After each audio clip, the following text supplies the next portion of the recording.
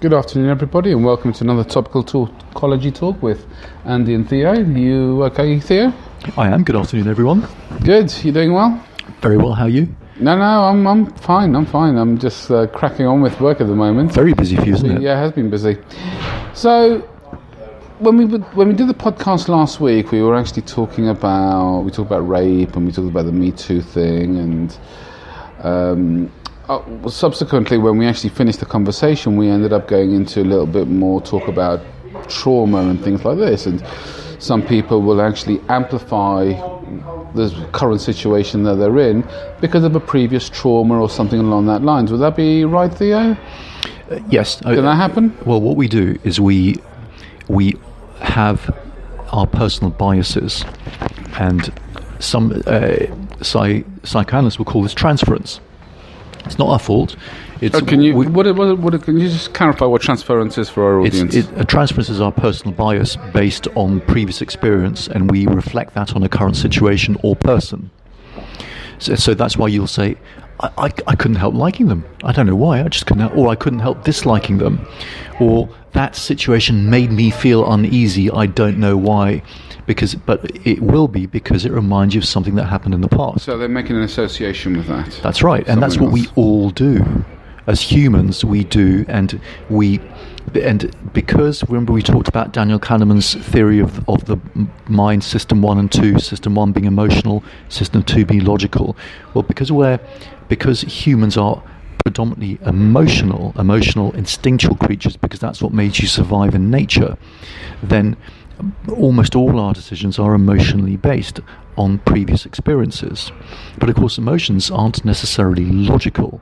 So you could have something really awful happen to you, which you interpret a certain way, and you respond emotionally, and that stays stuck with you, and you carry on in the future, to the extent that when you reach moments of self-awareness in your current moment, you'll say, I don't know why I respond like this. I know I shouldn't, but I can't help it.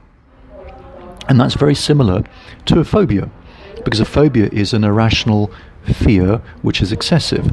So you know you shouldn't be phobic about those pillows, but you can't help it. You know it's excessive and unreasonable, or phobic about nuts, or phobic about birds or spiders or snakes. Well, some people have a phobia about nuts because they're allergic to nuts and it can kill them. But then it's not an excessive fear, remember. That is a logical fear. So, for instance, if you were told you're going to go swim with sharks, that's logically dangerous, and no amount of psychological treatment is going to help you with that. Because it's a logical fear, and the only way to treat it is by training and education. Can you not treat emotional fear? You can treat emotional fear psychologically, but if you try and train and educate, remember, that's logical thinking again, and they already know logically that they shouldn't be scared. And a little bit that you can perhaps affect it a little bit by showing them how to control their physical anxiety by postures, by abdominal breathing and controlled exhalation, so they build up their CO2, which is a natural relaxant. There is, I'll probably jump in here for a second actually, there is a method or a tool for this, and it's known as the emotional triad. And it's actually, it's interesting that you actually say power postures, because changing your what's it called? Basically, physicality. So if you change that, whether it's your breathing, that's probably the quickest way to change it, or whether it's running or whatever. As soon as you change that physical approach, that's one of the steps that helps control your emotions. The second step is self-talk in some ways. It's I can't remember. It's actually been so long since I actually done the emotional triad. But ultimately, it's your physical state, changing that, changing how you talk about it, and I can't remember the last one actually. It's escaped me. I'll have to get back to you on that, guys. I apologise. That's okay. So But what you say makes absolute sense, because there's always an interplay between the physical and psychological. So when you exercise, you increase your endorphins. That makes you feel better, and also you feel more confident, which makes you feel better. When you breathe, it relaxes your system when you breathe properly, because you raise your CO2, which is a natural relaxant. CO2 is carbon dioxide. And what I mean by breathe properly is if you breathe too fast, you get rid of too much carbon dioxide. And if you breathe slower with controlled exhalation, then you build up the carbon dioxide, which naturally relaxes you. So there's the physical psychological interplay, and so you can educate anxious people with that, but it still won't really affect their emotional fear itself. You might take the edge off it slightly. It might help them stop panicking, but it won't get rid of the phobia. Do you know, because we've covered this before, because I've got this huge phobia with rats, actually, and part of that is the fact that I lived in South America, so I saw these sewer rats all the time, and as a child, and I was quite grossed out by that.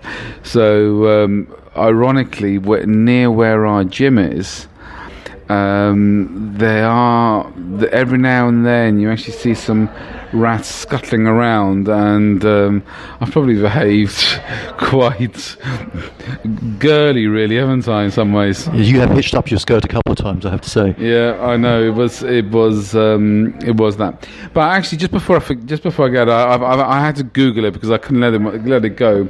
So it's changing your physiology was the first one. It's changing your language, on how you actually use your language, and the third one is actually changing your focus on what you focus on, because after all, what you focus on expands.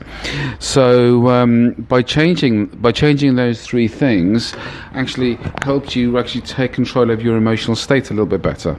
So for all mean, guys, Google it. It's known as the emotional triad, and see how you get on with that, because that actually does work. And I used to use it quite a lot when a couple of years ago, but for some reason it's one of those mini tools that you have in the background that you forget about for a little while. But remember that emotions control you instinctually, reflexly. So we are at the mercy of our emotions most of the time. The more capable of us, and unfortunate research shows it's usually the more intelligent, are able to use their system 2 to override their system 1 a bit more successfully than the average person. Oh, just quickly, so are you saying the more intelligent you are, the more powerful your system 2 is, the logical the logical side? But doesn't mean that you're intelligent, that because you can be emotionally unintelligent. Well, that's different. That's understanding the emotions of others. So, for instance, someone who's Asperger's will be emotionally unintelligent, but they'll have an unbelievably strong system 2. Right. Okay. And the okay, you distracted me for a second, but I'll come straight back to it. Because I was just asking that you can be highly intelligent, but the thing is that won't necessarily guarantee your success in life if you're emotionally in control of. But what they even showed. Remember the marshmallow test? So the kids. Well, do you want to describe the marshmallow test for those? Were given a marshmallow, little kids 3, 4, 5 years old, and they were told that if they waited 15 minutes, they could not only eat that one, they'd be given another one, so they'd have 2 to eat. But they had to wait 15 minutes in front of that single marshmallow.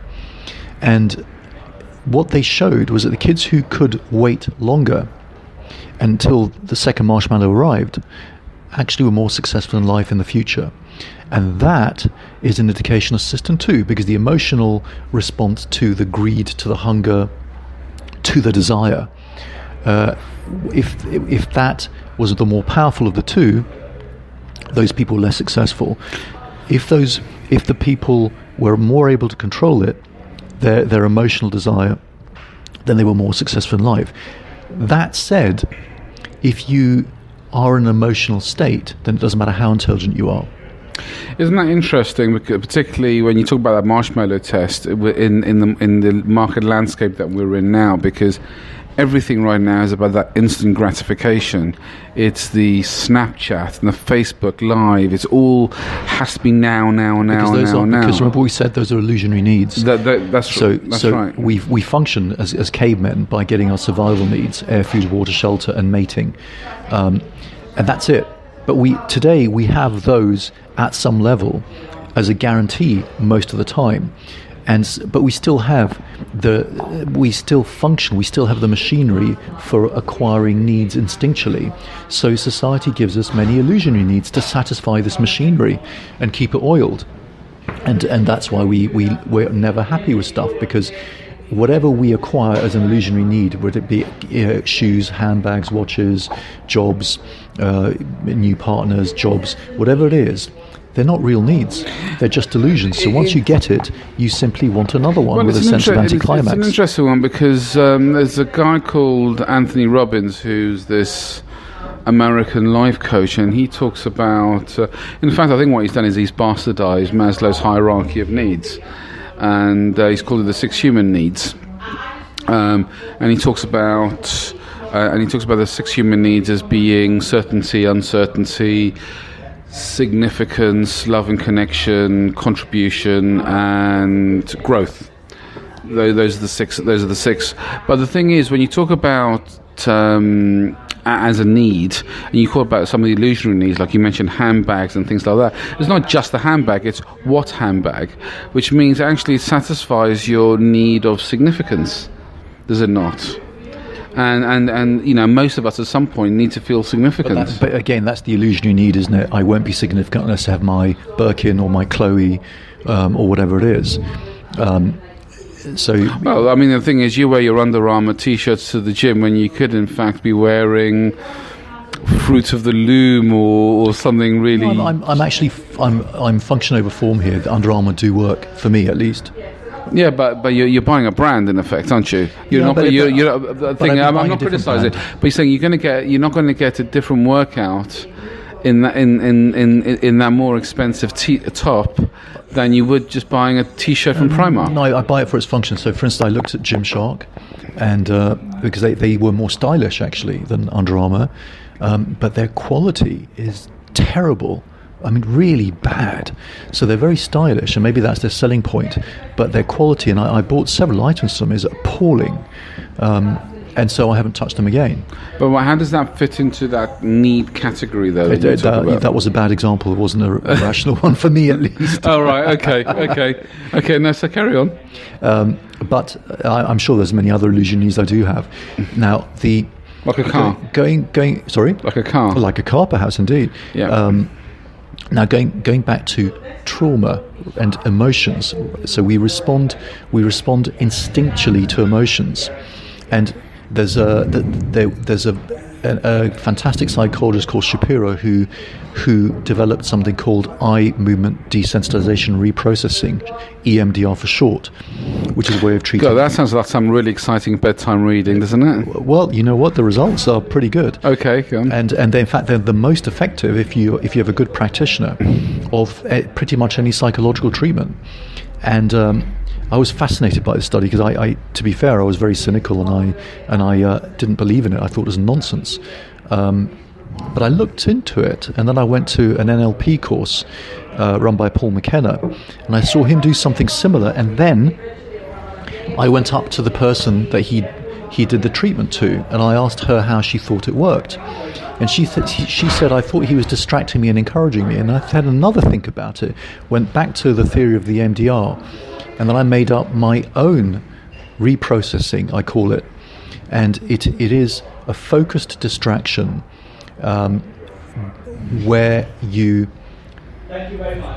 provide a little bit of distraction to the individual, and that distracts the conscious mind from consciously suppressing the phobic thought. You make them think of the phobic thought, and you stay with it, and you try and be as brutal with yourself as possible as the patient in terms of thinking about whatever it is that's worrying you. And it can be a very, very distressing image, but you have to stay with it.